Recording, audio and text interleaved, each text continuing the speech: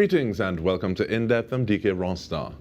Many times we can find ourselves hiding our brilliance, sometimes not even discovering it in the first place. Natalie Jobity has made it her life's work to help women unveil their brilliance in different aspects as an image consultant, brand strategist, author, and a transformative life coach.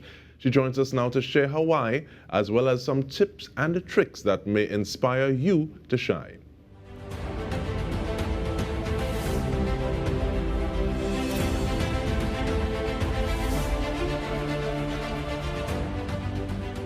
Thank you for joining us, Ms. Jobity. And it may seem connected now, sitting, looking back a little bit, but what started you on your journey of empowering women? Wow, what a question, DK. So it's been a long journey. And like you mentioned earlier, I worked as an image consultant for many years. And that's, I think, where I started to see the seed of my purpose in life and my impact on women. And during that time, I observed all the ways that women played small. Now, back then, it was mostly about how they looked and how they presented themselves and how they dressed for success and their confidence levels. But as a transformational leadership coach, it became so evident that the same challenges that they faced back then are the same ones that they struggle with professionally: the confidence, the insecurities, the low imposter, the not understanding how brilliant they are, the not seeing how exceptional and distinctive their particular skills are. And for some reason, I have been gifted with seeing potential very clearly, and understanding people's wiring. And so that's one of the things I bring as a coach. And in knowing all these things and seeing the different women I was interacting with, somewhere along the way, this idea of me being this brilliance unveiler became very evident. And I think the heart of what it is my why has always been about my impact. I've always wanted to make a difference in the way I was meant to, in my domain, my sphere of influence. It was always something that was important to me. And the why is now extended to not just about my impact, but when I work with women and when they read my book or when they interact with all the things I produce, that their impact will be maximized or multiplied or be more impactful, because I care about all of our impact. Because when we're all brilliant, when we all can shine, that's when we know we're all doing it right. And that's when we could all be, in a different level of experience with each other and with the life and with the world that we're in. But sometimes, and I take the point that you're saying a rising tide floats all boats. But some people have that, but they want their boat to be a little higher. So in the sense that you say you're gifted with seeing brilliance in individuals, what is it that actually sparked the transition from image consultant to transformational leadership coach, as opposed to just saying, okay, well, if I do this with this person, I'll be able to get this, and literally manipulating people to raise your stock? Oh my gosh, it's not about me at all. It never was ever about me. So as an image consultant, people would look at me. I had my own style. I had my own look. I had my own colors that I liked. But it was always about, what do you like? What do you want? What are your goals? So how do we make sure you are dressing to achieve your goals? What are your tastes? What are your preferences? What is your figure type? I'm 6 feet tall. Most women are not like me. And that's one of the reasons why I was so good at what I did as an image consultant, because I had to dress my own body, especially grew up in Trinidad and having clothes fit me like flooding all the time. So I learned how to navigate my body, my proportions, my figure. And then for some reason, I realized I'm really good at shopping for other people with different sizes. My family members have different sizes. I could shop for them, away from them, and get the right things for their style, their shape. So it never was about me. And so, but in doing that work, it was about raising their visual presentation. Now it's about the inner coming out, their inner brilliance shining out. So a lot of the work actually is more internal and more mindset and more confidence building than it even is about branding and all the other things that I actually can do very well as well. If one of the things I've seen so clearly over and over again, and with my own journey in my own life, is until our interaction with ourselves, our security in ourselves, our belonging with ourselves, until that is strong and found, until we can own and fully embrace our own brilliance and know it for what it is, but not from an ego place, but from a service, heart-centered, sovereign place, a more aware, self-aware place, the game is going to be different and our impact is going to be so much greater.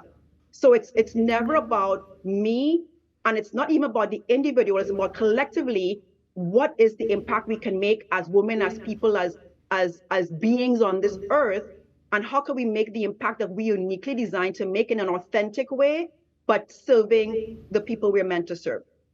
It's one thing to say, okay, well, I have this experience, I'm building these skills, I see this about myself, and it's about others, it's not about you. But it can be something totally different to say, okay, you know what, I'm going to write a book.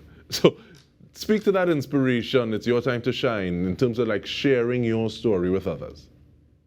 Yeah, wow. Yeah, that's the interesting thing. So I've always been a writer. This is my second book.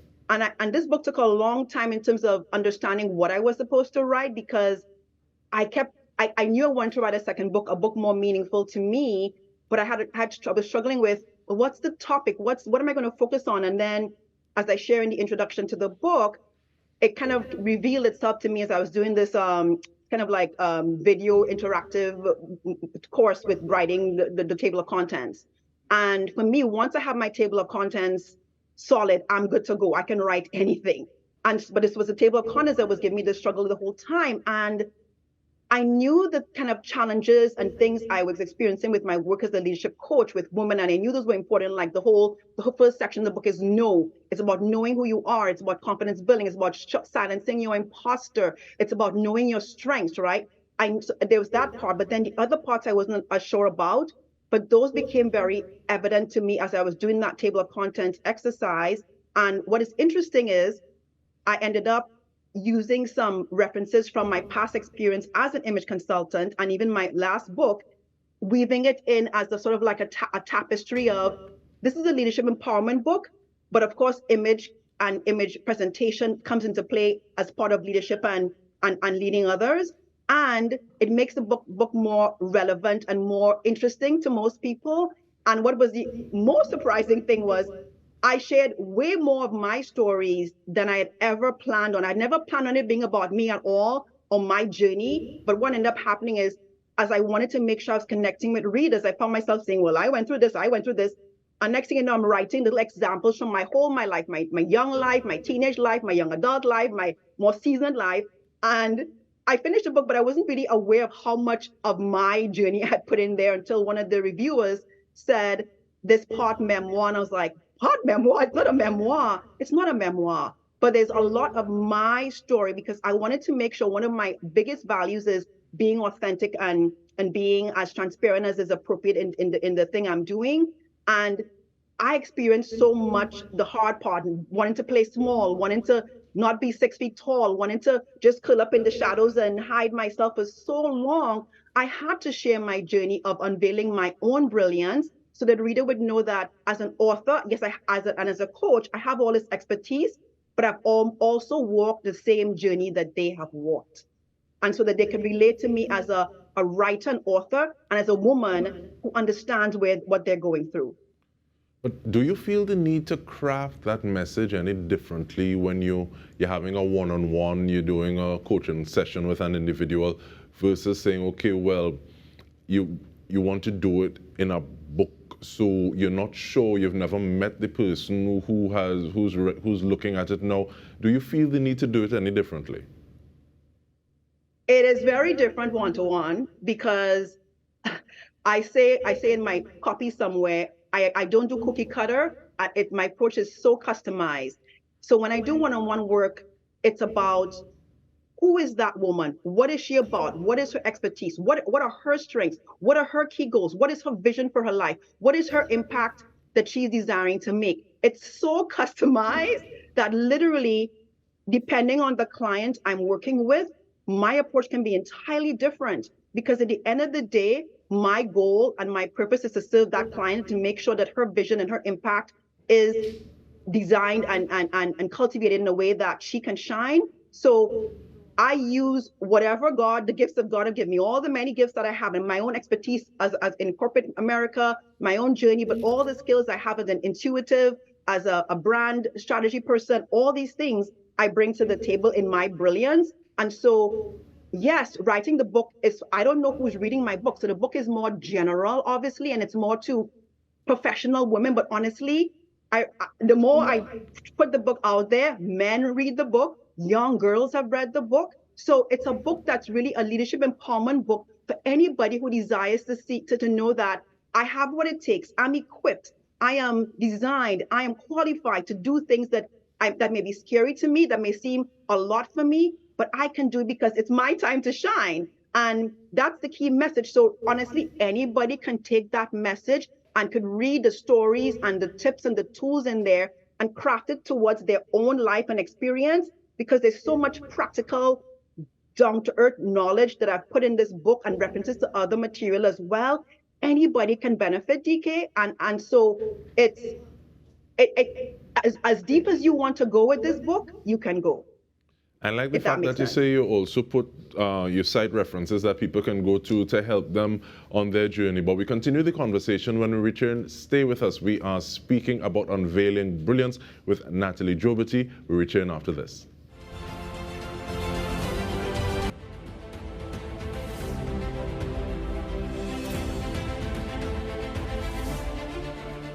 Welcome back. We are speaking with the 6-foot-tall Brilliance unveiler, Natalie Jobity. And you spoke about your own experience. And why do you think that many professional women play it small, Natalie? That is the question of the ages, because I think it's a lot of it has to do with the systemic biases. You know, we've all, whether it's Trinidad, whether it's the US, we've all been brought up in structures and systems that are really male centric and male designed. And so many women, because we as genders, we all know that we're different. Many women struggle in those environments and structures because it was never meant for us to really truly shine.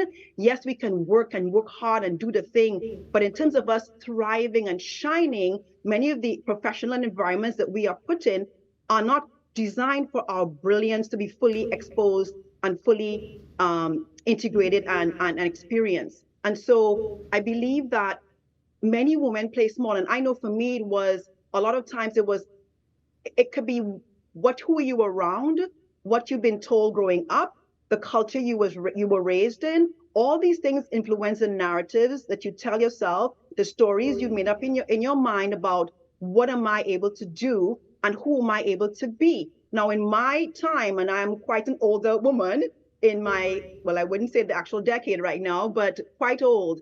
And I was told by my father going to college that I could choose from only three topics, degrees: accounting, law, or medicine. Those are my choices. And he was paying, so I had to abide by it. And I don't regret. I'm a smart girl. I did accounting, but I always knew that accounting was not my jam. It was not the place that I would thrive. So I ended up going on a whole other journey into marketing research, which was my career for 15 plus years. And I was great at my job. But even when I was doing that, I knew this is not it either. Like I could see other people who were like, it was totally their thing. But I always knew I'm good at this, I'm good at that. I could work this out. I went up the ranks, but it was never my career. And so the whole pivot to image consulting was me literally believing in myself and my own brilliance at that point in my life to say, I'm going to jump ship from a very steady career and branch out into my own endeavor and do something most people don't even know exists, and become an image consultant. And that was its own courageous, challenging journey. But yes, it's I think it's so hard for many of us to play big and to truly shine, because so much of it is I've worked with women who have done amazing things. They have all the expertise you could ever want. You would look at their resume and be like totally impressed. And I will say, what are you good at? And they look at me like, I don't know. And I'm literally like, what do you mean you don't know? I'm looking at your resume and you've done all these things. So many of us, we know how to do the work, Dike, but we don't know how to take a step back and be like, in our agency and authority and self-confidence, say, I am good at this. I am meant to do this. My purpose is this. and take it all in and do it. The playing small is because we don't have enough voices in our ear saying, yes, you can.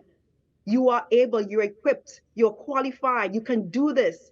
We don't have enough voices. So many of us, and with around each other, we end up being competitors and not camaraderies and, sisters as much as we should be. And from what you're saying, I want to ask, how much of a radical shift is it?